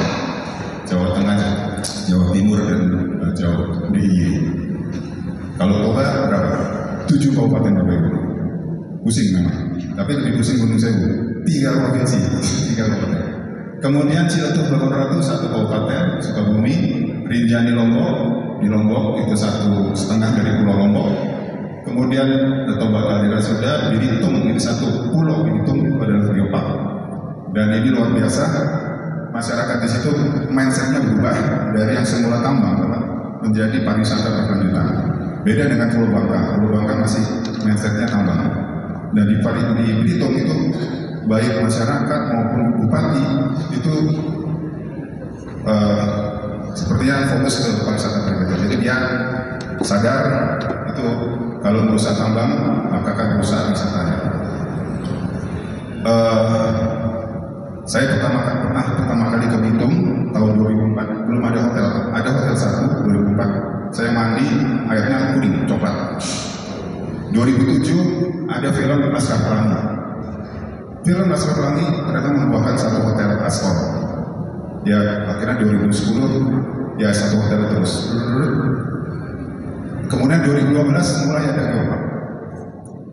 Saat ini ada 7 bintang 4 hotel dan 1 bintang 5 di 1 pulau kecil Belitung. Dan jalan-jalan mulus hitam, nggak ada lubang, itu mulus nanti. Airnya bersih, kotanya juga bersih. Beda dengan waktu 2004, masih bertambang, nggak ada air hotelnya, jalannya rusak. Akhirnya masyarakat sadar, ternyata dengan pariwisata ini kotaku jadi baik gitu. Nah seperti itu mudah-mudahan transformasi dari ekonomi yang eksploitatif tadi menjadi ekonomi konservasi itu bisa terwujud. Dan itu memang cita-cita di RPJPN Indonesia Emas, transformasi baru. Kita harus bisa mentransformasi dari yang ekonomi ekstraktif menjadi yang konservasi. Mungkin juga transformasi tata kelola dan sebagainya. Jadi mudah-mudahan semua bisa terjadi lewat geopark ini. Jadi provinsi-provinsi, daerah-daerah bisa membangun dengan lebih berkelanjutan. Artinya membangun dengan memperhatikan anak cucu, tidak hanya jangka pendek 2, 3, 5 tahun dapat duit, tapi setelah itu tidak dapat apa-apa, tidak rusak kotanya dan daerahnya, dan mungkin juga hal lain sebagainya. Nah ini lokasi geopark kita di Indonesia, dan luar biasa daerah-daerah lain sudah mulai juga. Ini ada aspiring geopark itu. Jadi kita punya 12 UNESCO global geopark, punya 11 geopark nasional tersebar. Kalau kita lihat memang paling banyak di Jawa ya, karena udah tahu ini ekonomi ya, suatu ekonomi. Di Sumatera hanya 3 ya, Toba, Jambi, dan Belitung. Di Kalimantan cuma 1, Sulawesi baru 1, Papua 1, Raja Ampat. Raja Ampat termasuk UNESCO. Dan memang kami berupaya mengembangkan geopark yang di daerah-daerah seperti China itu ya, yang miskin dan yang padahal alamnya bagus, budayanya, masyarakatnya luar biasa. Itu yang kita buat, kita bangun, sehingga memang taman bumi, taman dari Tuhan kayak Taman Eden itu ada di situ. Mungkin Tuhan dulu menciptakan begitu juga ya, taman biologinya dulu, batu-batuan kan darat, hari pertama, hari kedua nanti tumbuh-tumbuhan, hari ke-5 ya, kemudian baru hewan-hewan dan manusia. Taman itulah kita ingin jadikan bahwa geopark ini adalah taman bumi, geopark. Itu apa geoparknya. Nah di Indonesia kita sudah punya Perpres Bapak Ibu untuk geopark ini, yaitu Perpres 9/2019. Kemudian kita punya peraturan pemerintah juga, mulai dari peraturan pemerintah Bappenas, peraturan ESDM, dan peraturan Menteri Pariwisata. Jadi secara hukum regulasi sudah cukup geopark ini untuk bisa diikuti oleh daerah-daerah maupun siapapun juga. Bahkan Bappenas sekretariat mengawal setiap tahun kementerian itu kalau ada kegiatannya di geopark. Tapi ya ini semua tergantung duit kita Bapak Ibu. Kemudian, nah ini yang cita-citanya Pak Prabowo sudah masuk juga di RPJMN 2025-2029 atau Perpres 12/2025. Intinya geopark masuk di dalam prioritas nasional 2 dan prioritas nasional 3. Seperti itu Bapak Ibu. Dan ini nanti diikuti oleh daerah. Daerah saat ini bupati, gubernur sedang menyusun RPJMD namanya. Kalau di nasional presiden menyusun RPJMN, di daerah itu RPJMD. 6 bulan setelah dilantik Februari, artinya Agustus ini kepala daerah sudah punya RPJMD. Nah kami terus mengupayakan agar kepala daerah atau bupati yang ada geoparknya dia mencantumkan pembangunan geopark ataupun pembangunannya di dalam RPJMD. Nah, untuk terkait lingkungan, ini geopark sudah berupaya juga untuk ke arah low carbon dan juga ekoturism. Nah, sebagai contoh di Sulawesi Selatan di Maros Mantep, ini pilot project kami untuk menyelenggarakan nilai ekonomi karbon. Nah, kerjasama sama PT Surya Indonesia. Nah, sebenarnya di geopark-geopark di dunia lainnya juga ada tempat pengembangan geopark berbasis karbon ya, seperti di Iran, Tiongkok, di Islandia. Oke, next. Nah, sekarang dampak apa yang kita dapat dari secara ekonomi di geopark? Kalau Bapak Ibu ingat, dulu ada namanya World Heritage, ada juga namanya Cagar Biosphere. Ini program UNESCO semua. Dan yang terakhir Global Geopark. ternyata yang memberikan satu benefit paling besar itu adalah geopark. Karena memang jaga biosfer sama World Heritage itu nggak bisa diapa-apain kayak Borobudur yang di World Heritage kita ya. Itu memang kawasan konservasi. Nah, geopark ini menggabungkan antara konservasi, edukasi, dan ekonomi. Itu bedanya. Nah, manfaat apa lagi geopark di dunia ini Bapak Ibu? Pertama tentunya jumlah kunjungan wisata.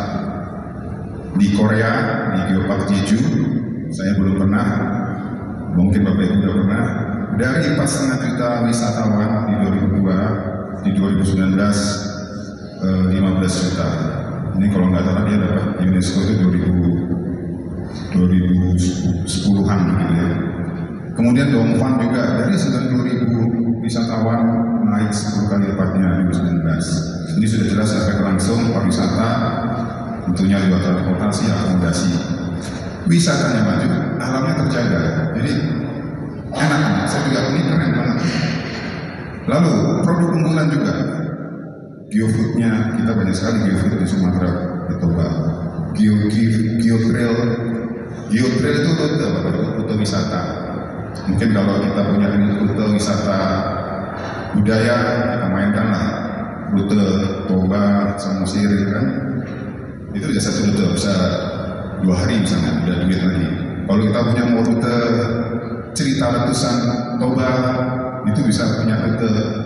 Karena terjadinya Danau Toba, Bapak Ibu, itu akibat 3 kali letusan pada tahun 800 ribu ya. 800 ribu tahun yang lalu itu yang pertama. Itu di Porsea. Kemudian letusan kedua di Haranggawa tahun 500 dan letusan yang paling besar di Sibagandi, Pulau Bandar itu 74.000 tahun yang lalu, 74.000 tahun lalu, yang dikenal dengan nama super volcano. Artinya langsung rusak membentuk kawah seperti Danau Toba, panjang 100 kilo, lebar 30 kilo, kedalaman 500 meter. Jadi, kalau ada kemarin turis dari Malaysia, rombongan naik sepeda, menyusuri kaldera. Jadi 3 letusan diceritakan naik sepeda. Jadi bersepeda di dalam kawah, keren kan? Kalau lihat dinding itu, kita berada di dalam kawah sebenarnya ya. Oh ini yang letusan 800 ribu tahun lalu nih, seperti ini toh batuannya, tanamannya seperti ini toh, manusianya seperti ini. Kemudian mungkin di letusan yang di Haranggawa juga berbeda-beda, bisa bercerita. Kemudian menarik dukungan pemerintah dan investasi infrastruktur, ini benar. Di Belitung begitu Bapak Ibu. Waktu itu pemerintah Bappenas memberikan hanya 2 miliar untuk membantu kawasan site di geopark. Lalu masyarakat tentunya sudah aktif sebelumnya. Lalu masuk itu BU masuk, Arab masuk, akhirnya menjadi 30 miliar sebenarnya sudah masuk ke situ. Jadi hanya dengan kita mencoba sesuatu yang bagus gitu Bapak Ibu ya. Nanti itu bisa ngikutin yang lainnya. Itu di Belitung. Pemberdayaan komunitas, masyarakat sudah jelas, lapangan kerja dan seterusnya. Baik. Kemudian manfaat secara ekonomi di Batur sudah jelas. Sejak 2012 ditetapkan sebagai UNESCO di 40 miliar PAD-nya. Kemudian saat ini menjadi 144 miliar. Ini di Belitung, di Batur Bali. Kalau Bapak Ibu sana sekarang di tepi Danau Batur itu yang menghadap gunung dan menghadap danau sudah banyak kafe-kafe dan cakep-cakep. Tapi itu sebenarnya juga ada isu yang lain yang mungkin nanti nggak boleh ada di Toba. Nah, secara ekonomi ini Ciletuh menarik juga pelabuhan Ratu Bapak Ibu, banyak homestay di sana. Banyak TKI dari Arab Saudi pulang ke kampungnya bangun homestay. Kenapa mereka bangun homestay? Karena tahun 2000 berapa ya? 2015 mungkin ya, Gubernur Jawa Barat itu mengadakan acara mungkin Geopark Festival juga harus menyediakan 500 homestay dan hotel dan sebagainya, karena banyak sekali orang yang datang, berapa ratus ribu. Itu Pemda mengupayakan homestay. 1 tahun ada 500, tahun kedua naik, tahun ketiga seterusnya. Sekarang jadi setiap ada festival itu semua TKI membangunkan rumah orang tuanya sehingga jadi homestay. Jadi sekarang banyak sekali homestay karena ada event terus itu Pak di Geopark di Sukabumi, di Ciletuh. Jadi kalau Bapak Ibu juga mau membantu Toba, kalau bisa kita buat event rutin dan sehingga itu mengundang pasti gitu ya, ekonomi masyarakat pasti, homestay pasti, tiap tahun mereka pasti akan ada dapat itu dan ya berkembang. Karena teori berkembang sekarang begini Bapak Ibu, BNPB juga bilang seperti itu. Kita nggak bisa bilang menjaga lingkungan, konservasi kalau perut kita kosong. Mana orang berpikir mau menjaga hutannya atau kawasannya kan, sementara perut dia kosong. Sekarang dibalik, setelah perut diisi, baru dia berpikir perutku ini datangnya dari sana. Kalau itu rusak, saya bisa disupluk. Nah, jadi dibalik pendekatannya, dengan dia tahu bahwa alamnya itulah yang memberikan isi perut mereka, mereka akan menjaga. Jadi tentunya ekonomi dan konservasi ataupun menjaga alam ini dua hal yang memang harus bersama-sama Bapak Ibu. Gak bisa kita cuma ngomong aja kita merawat lingkungan, tapi kita nggak mengisi perut mereka. Begitu. Lalu di Toba, BI aktif dengan beberapa pelatihan-pelatihan. Nah, ini satu lagi ekonomi lokal. Kalau tadi di Ciletuh, ini di Jeju sama. Cuman penduduk 40 orang penduduk saja Bapak Ibu, mereka membuat event namanya Village Festival Swalbong Geo Trail. 40 penduduk bisa membuat event itu, memperoleh 300.000 pengunjung di tahun 2019. Tentunya pasti pemerintah akan memberikan dukungan ya saat itu. Kemudian juga Geoactivity, Geohouse, Geofood ada di sana. Ijen Geopark di Banyuwangi juga ini luar biasa karena bupatinya waktu itu kuncinya. Kalau masih ingat Bapak Ibu, Bupati Aswaranas ya, itu punya teori seluruh dinas di Dinas Kabupaten Banyuwangi itu adalah dinas pariwisata. Jadi semua tolong mau dinas olahraga buat event untuk wisata, mau dinas perhubungan buat event untuk pariwisata. Semua dinas itu harus membuat satu kegiatan untuk mendatangkan pengunjung. Akhirnya itulah semua dinas adalah dinas pariwisata. Itu apa slogannya Pak Aswaranas. Dan memang bikin Banyuwangi Bapak Ibu ini luar biasa pariwisatanya. Sekali-sekali harus Bapak Ibu sana karena sudah ada kereta, pesawat dan sebagainya. Nah, ini menarik juga Geopark untuk konservasi. Ternyata ada manfaatnya. Tentunya ya tadi ya, biodiversity, kekayaan heritage geologi, heritage-nya biologi dan heritage cultural itu terjaga. Lebih bernilai tambah lagi, yang tadinya tidak ada apa-apanya, hanya sebuah batu yang dipikir tidak ada artinya, ternyata bisa memberikan satu destinasi wisata ramah lingkungan, kesadaran masyarakat. Ada tulisan ini dari jurnal Pardede, bukan saya lagi, orang USU ini, Frankie Pardede, dia menulis di jurnal, dia membuat econometric descriptive analysis before dan after Toba setelah jadi UNESCO Global Geopark. Ternyata menurut hasil risetnya, tutupan vegetasi meningkat 8%, daerah rawan longsor berkurang 11% gitu kan. Kemudian kepatuhan terhadap zona tata ruang juga meningkat. Kualitas air sebagian ya masih ada yang buruk, tapi sebagian juga sudah baik ini saya lihat itu. Oke, itu. Nah, Toba Bapak Ibu sekalian, ini mungkin saya ingin membuat Bapak Ibu OTG. OTG itu apa? Bukan orang tanpa gejala, tapi orang tertular Geopark. Di gereja ini Bapak Ibu akan OTG. Toba kenapa sangat unik di mata dunia? Karena tadi letusan Toba yang membuat kawah seluas itu adalah letusan terbesar di zaman modern di dunia.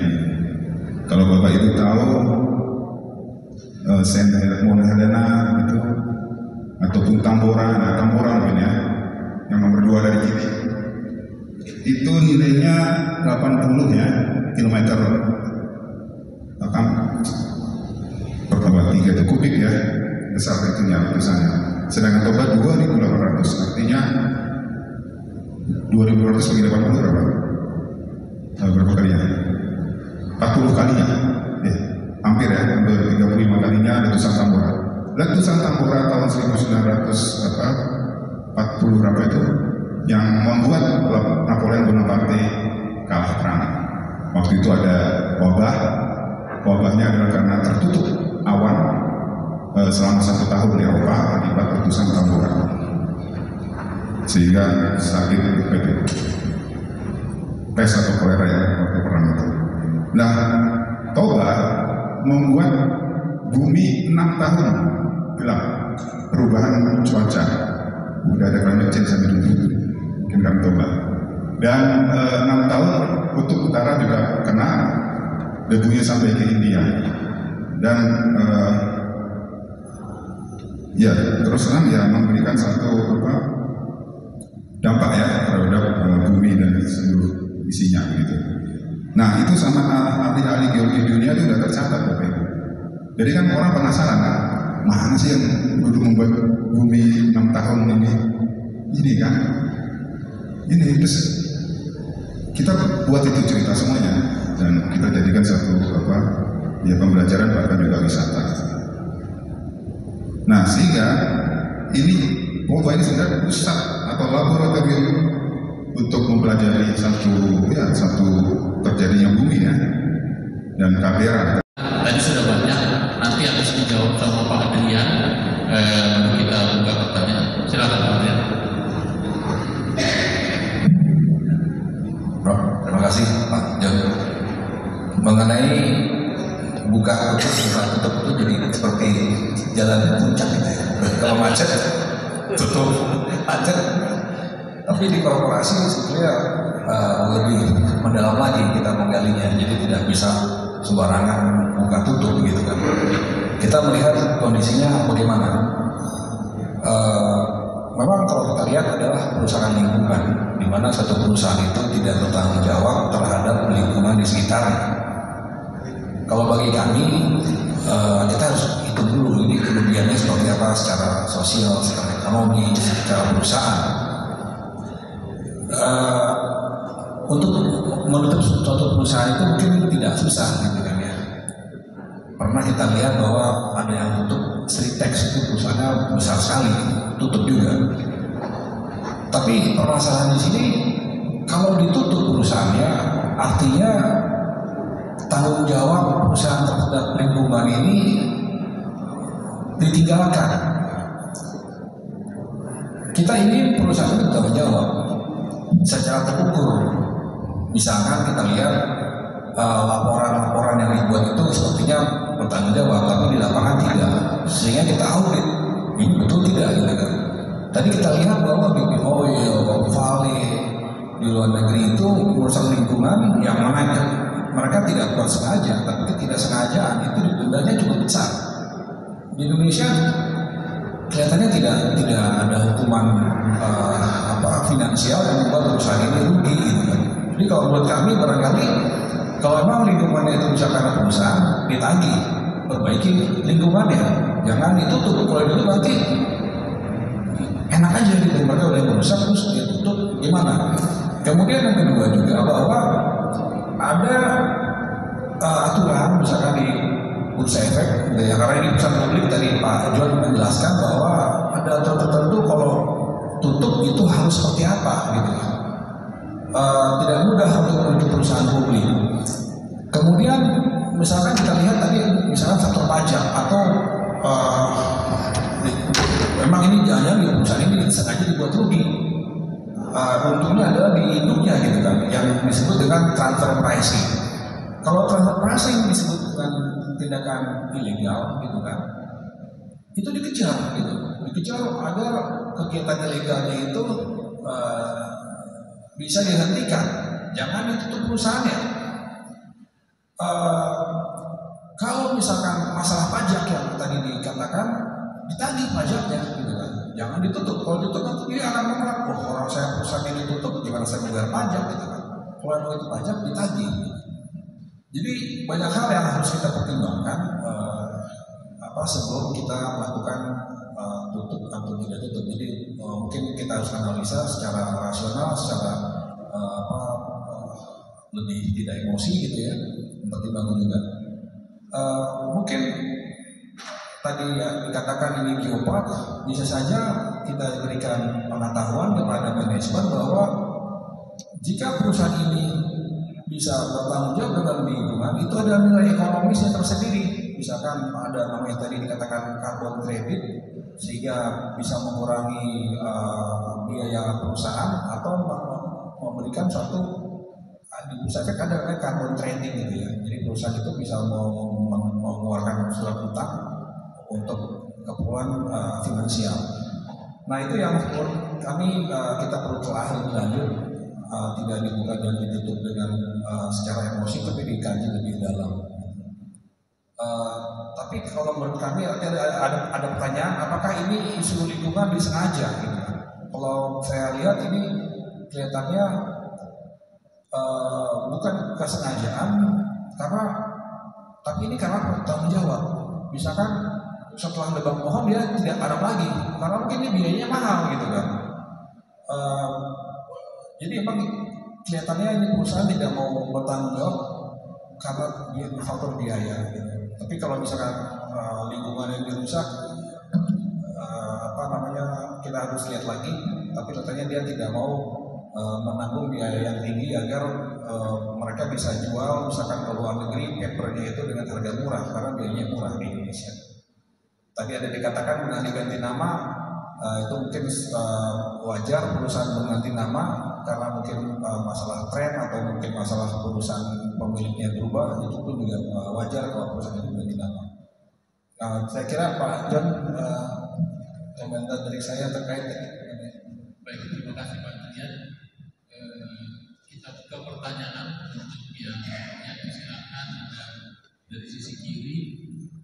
1, 2, 3, mungkin aman dulu yang kacamata namanya. Pertanyaannya. Silakan. Mungkin saya Julian Simanjuntak, saya dari Perhimpunan Pembela Masyarakat dan Wisata Bagaimana. Jadi yang saya tanyakan sebenarnya sangat singkat. Mungkin pandangan ekonomi terkait dengan apa yang disampaikan dari para narasumber dan juga apa yang disampaikan oleh para peserta diskusi pada sore siang hari ini sampai sore hari ini. Nah, saya meminjam istilah dari ekonomi seperti Kwik Kangen dan Rizal Ramli almarhum. Ada suatu kebijakan ekonomi itu harus berbasis kepada perlindungan terhadap hak asasi manusia dan ada manfaatnya. Kalau dilihat dari sudut pandang yang disampaikan oleh para narasumber tadi, ada banyak masalah yang ditimbulkan oleh TPL ini sampai kepada perampasan wilayah adat dan juga kerusakan lingkungan. Artinya dari segi manfaat dan basis perlindungan haknya sama sekali tidak bisa dimanfaatkan dan tidak ada kegunaannya bagi masyarakat dan banyak merugikan dan mengakibatkan penderitaan kepada masyarakat. Yang menjadi pertanyaannya dari sisi ekonominya itu gimana pandangan dari Bapak melihat hal ini, karena banyak masalah yang ditimbulkan oleh TPL ini daripada keuntungan yang diperoleh oleh masyarakat itu sendiri. Bahkan tadi sudah banyak uraian, ada perampasan wilayah adat dan juga banyak yang dibicarakan gara-gara mempertahankan wilayah adat. Dari sisi ketenaga kerjaan juga tadi sampai banyak yang menimbulkan juga problem terkait dengan masalah itu sendiri. Terima kasih.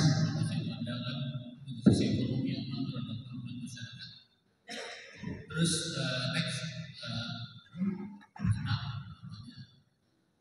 kita batasi 3 pertanyaan aja ya, satu lagi. Terima kasih, nama saya Trisna Nagoro Harahap, saya HKBP Distrik 5 Medan ya, yang bekerja di Jakarta. Sebenarnya saya pengen penegasan aja, karena kan sebagai orang awam ya, ketika kita mendapatkan data-data tentang sudah 5 tahun belakangan TPL ini merugi, nah seperti itu. Habis itu juga negara justru harus membayar $600.000 gitu untuk penanganan ya terhadap perusahaan ini. Habis itu tadi juga sudah ada tiba-tiba ada kalau nggak salah saya tadi ada struktur grup usaha yang berubah seperti itu, dan juga dia ada anak perusahaan. Habis itu kalau dibilang dia go public dia cuma 7%, padahal itu nggak bisa jadi suara mayoritas juga. 7% kalau kita ada PS gitu nggak ada juga gitu publik, dan kita belum tahu siapa-siapa juga ini pemiliknya seperti itu. Nah tadi sempat sih sebenarnya dikemukakan ada kemungkinan pertanyaanku sebenarnya mudah, apakah dari indikasi-indikasi yang tadi yang dipaparkan oleh Amal dan juga ada Rocky, sebenarnya ada indikasi awal kejahatan yang bisa kita lihat sebagai mungkin ini kejahatan di sektor ekonomi yang terjadi sudah sangat lama gitu. Tadi juga Amal bilang tentang transfer pricing seperti itu. Oh iya ya, itu juga sepertinya paling mudah ya terlihat begitu. Kenapa dia tidak ada terjadi PHK, tetapi nggak ada untung juga. Kalau kita orang awam ini yang melihat dari untung rugi, ngapain harus ada seperti itu. Nah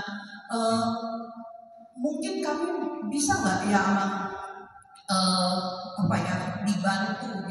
dibantu apakah sebenarnya ini memang ada indikasi kejahatan yang dilakukan, dan kemudian siapa yang bertanggung jawab? Apakah negara melalui Kementerian Keuangan kah? Siapa? Apakah mereka sifatnya menunggu atau mereka terlibat aktif dalam melihat ini sebuah kejahatan gitu? Jadi sifatnya seperti apa sih biasanya? Seperti itu. Terima kasih. Next.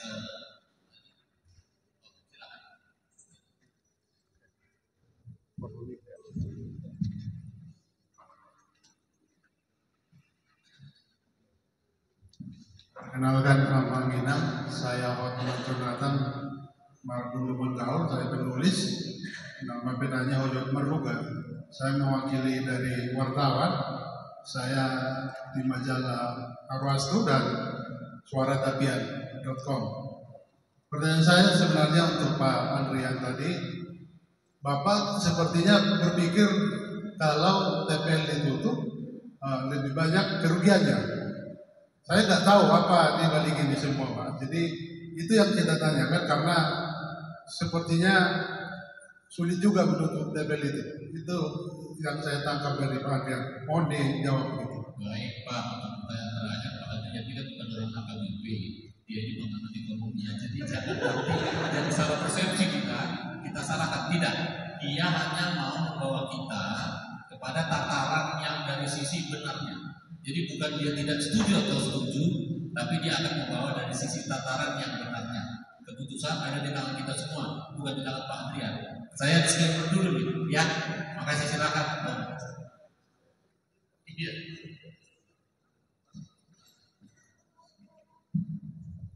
Terima kasih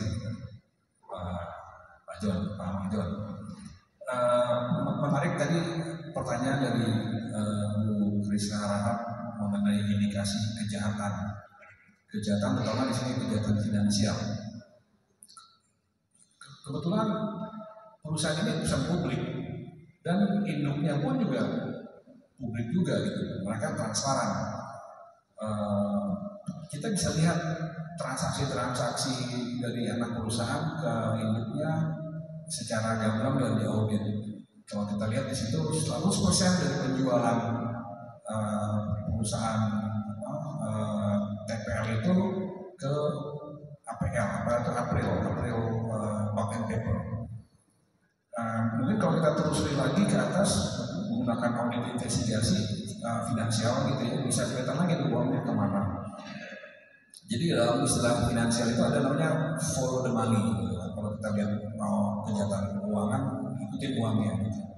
Nah itu bisa kelihatan dengan mudah. Terus kemudian kalau indikasi saya bukan orang yang bisa judge bahwa ini kegiatan atau enggak, tapi ada indikasi atau ini seperti transfer pricing gitu ya,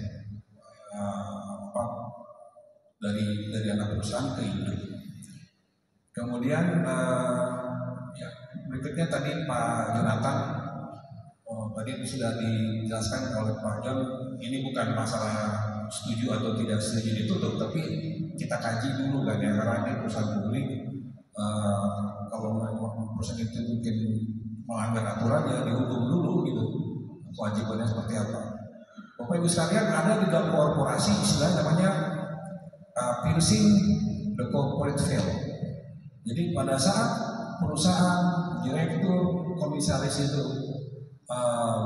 melakukan kesalahan, dihukum, kelihatannya orang melihat bahwa kesalahan itu adalah dilakukan oleh perusahaan, direktur, dan komisaris. Tidak sampai situ. Kita bisa teliti lagi sampai ke pemegang sahamnya, ya kan? Jadi bisa ditembus tuh layar atau layer dari aturan itu bisa ditembus sampai ke pemegang saham. Jadi kalau nanti ujung-ujungnya itu yang harus bertanggung jawab pemegang sahamnya, ya kita harus tagih tanggung itu pada pemegang saham. Jadi di situ ada istilah piercing the corporate veil. Jadi itulah yang perlu kita lihat, bahwa kalau memang kita sudah rugi finansial, lingkungan, kita memperbaiki, tagihlah pemegang sahamnya. Gitu. Kira-kira itu Pak. Ya, tadi Pak, pandangan dari sisi itu, adakah indikasi kejahatan budaya yang dari yang aman tadi aman, pandangan dari sisi ekonomi masyarakat? Oh ya, kurang ya. Tentunya kita lihat dengan mudah berapa banyak pekerja yang bekerja di TPL. Itu salah satu indikasi dampak ekonominya. Tapi saya kira ke depan dengan adanya Geopark, multiplier efek ekonomi di Toba dan sekitarnya itu akan lebih signifikan dibandingkan dengan TPL. Kita lihat di sana juga sudah ada lapangan terbang langit gitu kan ya. Kemudian kita bisa lihat secara ekonomi, misalkan belum pernah ada nih yang menghitung kira-kira unit karbon berapa yang bisa terserap di kawasan Geopark Toba, dari hutannya kah, atau dari geologinya, dari kapurnya, atau mungkin dari dalam airnya juga ada tumbuh-tumbuhan. Itu berapa ton gitu kan, dikalikan dengan carbon price di dunia ini, mungkin bisa menghasilkan nilai tertentu yang bisa bermanfaat secara finansial langsung kepada Danau Toba dan sekitarnya. Mungkin bisa mensejahterakan masyarakat, dipakai uangnya, dan setiap tahun sekali itu di audit gitu kan. Nah barangkali Bapak Ibu sekalian bisa mulai mencoba berapa kira-kira karbon atau unit karbon yang dihasilkan dari Danau Toba dan sekitarnya. Sehingga itu Pak ekonominya. Baik. Mungkin dari sisi Pak Adrian, apa ada lagi yang bertanya? Oh boleh silakan. Nanti abang yang minta.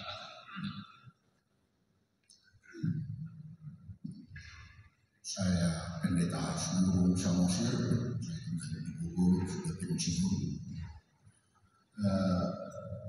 Kita bisa trace sebenarnya ketika berdirinya TPL tadi sudah diterapkan Pak Oki, bagaimana semua di karena bos apa undang-undang AMDAL dan lain sebagainya. Karena apa? Sepanjang kita tahu bahwa yang mendirikan TPL itu atau Intrail pertama di belakangnya dulu Pak Harto, anaknya Pak Harto. Kalau kita trace itu masih ada ibu titik termasuk Pak Hasim. Pada Orde Baru itulah kondisinya sekarang. kekuatan politik yang ada di belakang mereka bisa memaksa menolak semua apapun yang terjadi. Itu sekarang pertanyaan kita, kalau kita tanya tutup TPL, siapa sekarang masih kekuatan politik di belakang? Barangkali bisa ditulis. Karena tiba-tiba saya lihat nama itu tidak ada lagi, hanya di sejarahnya ada dibikin anaknya Harto, tidak untuk lagi menunjuk Pak Hasim dan Pak Titik. Itu barangkali kalau Indonesia orang yang bapak-bapak cepat melihat dan terus masih ada nggak kekuatan politik di belakang. Baik. Kalau Pak Hasim masih ada tetap sebagai pemegang saham akan sulit, tapi kita harus berjuang sebagai perjuangan rakyat. Terima kasih. Baik, tapi kita kaji dulu. Baik, silakan abang yang di belakang. Ini yang terakhir lagi. Silakan nama.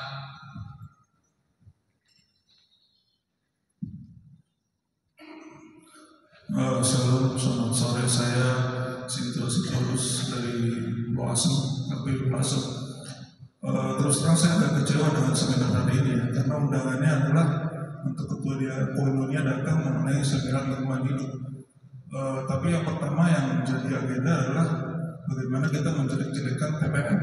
Saya bukannya anti terhadap TPL, tapi sebaiknya kalau HKBP mau digunakan sebagai suara untuk menutup TPL, saya rasa Epurus juga akan mengharapkan objektivitas ya dalam membangun opini. Terus terang berbicara kebuaran ketiga tadi saya lihat di LinkedIn CV-nya memang sesuai ya. Jadi senior saya sama Pak Dede ITB dan juga dari dari LRT ya. Tapi yang nomor satu terus terang saya lihat dari Universitas Swasta Medan, makanya saya bilang waduh ini kok opininya sangat keras, tapi dari segi pendidikannya aja jangan sampai kita jadi Jokowi kedua gitu ya, walaupun itu belum terbukti gitu. Intinya menurut saya adalah kalau ini memang acara untuk gereja, marilah kita membangun opini secara objektif. Memang arahnya dari Epurus sudah jelas ingin menutup TPL, dan menurut saya kalau memang itu merugikan masyarakat Batak, kita sebagai jemaat harus mendukung itu. Dan saya rasa Epurus tidak akan sembarangan menyuarakan itu, pasti itu sudah melalui doa dan segala macam. Pertanyaan mungkin sebagai usulan aja untuk yang berikutnya, kalau misalnya mau seminar tadi ada seminar kedua ya, mungkin dijelaskan juga agenda dan pembicaranya supaya kita benar-benar bisa berharap apa nih yang akan kita dapat dari seminar semacam ini. Itu aja. Terima kasih. Panitia berarti ini abang ya. Baik, terima kasih. Mungkin nanti yang terakhir ini buat panitia yang menjawab. Mungkin yang ke-8 tentang tracing pemegang saham dari almarhum pendeta Semua ya. Ya kalau itu sudah terjawab, kami kembalikan lagi. Cuma kami satu dari sisi capital market boleh tutup TPL, tapi jangan buang tanggung jawab miliknya. Itu aja. Terima kasih. Ada beberapa dulu saya akan minta untuk menjawab singkat. Ini 2 pertanyaan Mas Iban. Yang Geopark mendapatkan kartu kuning. Geopark yang kedua adalah RUU masyarakat adat. Peran Bappenas di mana sih? Ya,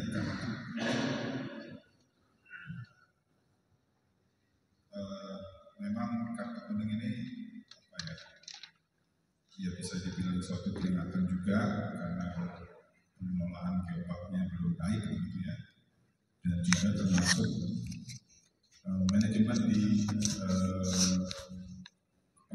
pengelolaan geopark sendiri itu asesor melihat sekali itu terjadi sesuatu yang tidak.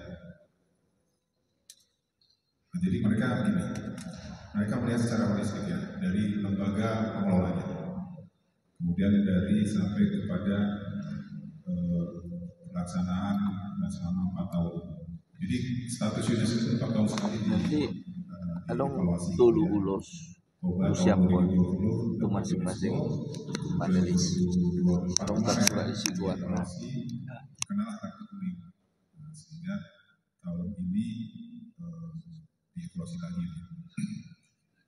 Jadi itu sebenarnya bukanlah suatu kayak,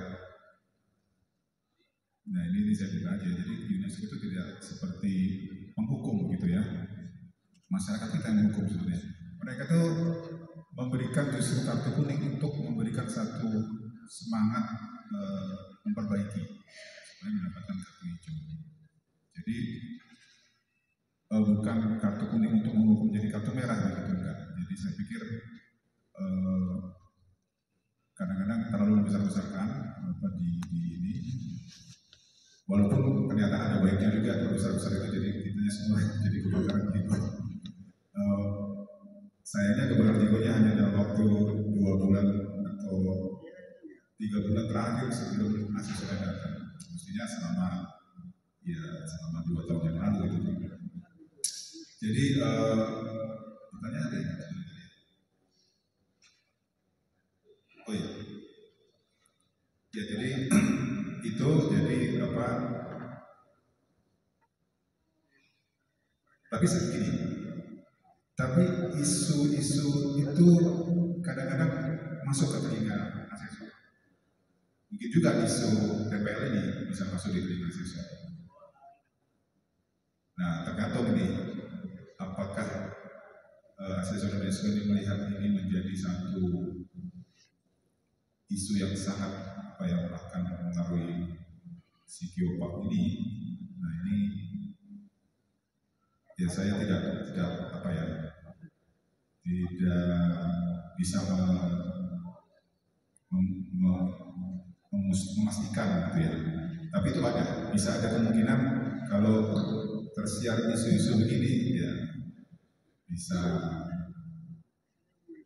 kartu apa ini ya bisa diterima gitu. Karena memang isu-isu itu lahir dari kita sendiri sebenarnya. Dulu waktu kartu kuning ini Bapak Ibu saudara, isunya itu malah didengungkan oleh sekitar itu sendiri. Jadi wah ini ketuanya mohon maaf ada pelanggaran gitu kan, gitu-nya kasus gitu. Kemudian ini jadi kadang-kadang kita itu tidak kompak gitu Bapak Ibu. Kita tuh ingin, tadi kan kita sudah ingin membangun kawasan kita, TPL rusak, kita nggak mau kawasan kita rusak karena TPL. Tapi kadang-kadang nggak sadar kita juga ikut merusak gitu. Apa semangat kita untuk membangun satu kawasan. Jadi mungkin kita harus hati-hati, termasuk isu-isu ini kita juga harus hati-hati Bapak Ibu karena bisa jadi bisa merugikan yang lain gitu. Mungkin 7.000 masyarakat tenaga kerja bisa rugi kalau kita nggak siapkan tenaga kerjanya. Tapi kita tadi seperti itu. Jadi mungkin satu sisi kita harus memang melihatnya dalam sangat luas kan. Kemudian yang kedua adalah RUU masyarakat adat yang tidak masuk prolegnas di DPR. Nah ini memang juga kadang-kadang ada prioritas gitu ya dari DPR pada saat kita mengajukan produk hukum itu. Nah itu memang begitulah Pak. Jadi ada juga saya sedang menyusun kemarin RUU perkotaan berkelanjutan. Ditolak juga sama prolegnas, tidak masuk prolegnas. Sempat kaget juga kita udah menyiapkan naskah akademisi dan apa. Ya tapi mungkin ya kadang-kadang beberapa kepentingan itu berbeda-beda gitu. Jadi ya itu tidak mudah. Ternyata kita mengajukan RUU ini ada kepentingan lain yang masih belum siap atau bagaimana atau merasa apa begitu ya, sehingga perlu pemahaman lagi. Saya pikir ya tidak apa-apa. Kadang-kadang RUU perkotaan atau RUU masalah adat ini mungkin belum terus disosialisasikan gitu ya. Belum viral mungkin. Kadang-kadang kita kalau viral malah bisa gitu. Kayak Raja Ampat kemarin, luar biasa itu viral, langsung ada ditutup gitu ya. Itu di Geopark juga Bapak Ibu. Ya tahun depan Raja Ampat di akses juga oleh UNESCO. Jadi pasti isu ini akan diangkat, ya begitu kan, ditutup gitu ya, yang dua yang ada di kawasan Kupang. Nah mungkin bantuan kita semua, mungkin kita bisa memviralkan, tapi juga bisa kita berpikir apakah viral ini kadang-kadang berdampak lebih baik atau lebih buruk gitu ya ke depannya. Terima kasih. Berarti awal semua ini diskusi kita pada jawab kita. Kita akan tutup.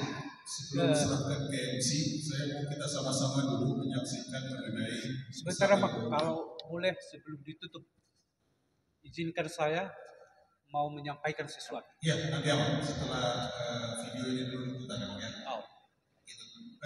Awal multimedia video yang